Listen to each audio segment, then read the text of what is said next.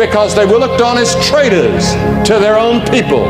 They were looked upon as robbers, as cheaters, and they became very wealthy as a result of it. Now, if Jesus had considered public opinion, he would have looked straight before him when he came to this sycamore tree where Zacchaeus had climbed up in. Now, Zacchaeus was a lonely man. He didn't have any friends.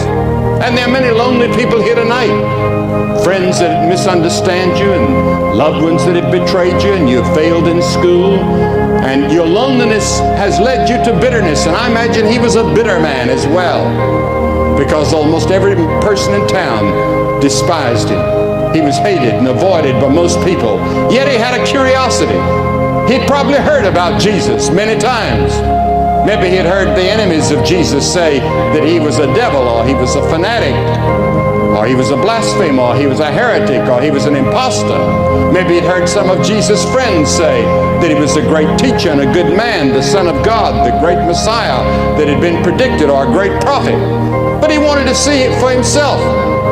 I can see Zacchaeus trying to get through that crowd. He was a very short man. And I imagine some of the people tried to push him away, and some would stick their foot out and make him stumble and fall. He was trying to run as fast as he could. Probably if he lived today, he'd have an Instamatic camera with him to get a picture of Jesus like my wife does.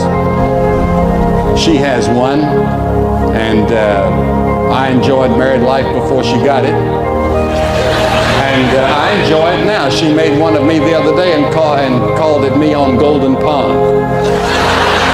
Because I had an old hat and some old specs on, and I was sitting there beside a fish pond, and she took a picture, and she's sending it around now, maybe on a Christmas card, I don't know.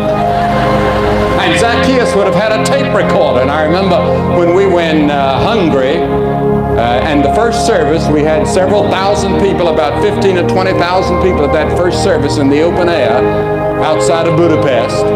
And when I got through preaching, I heard all these clicks going on.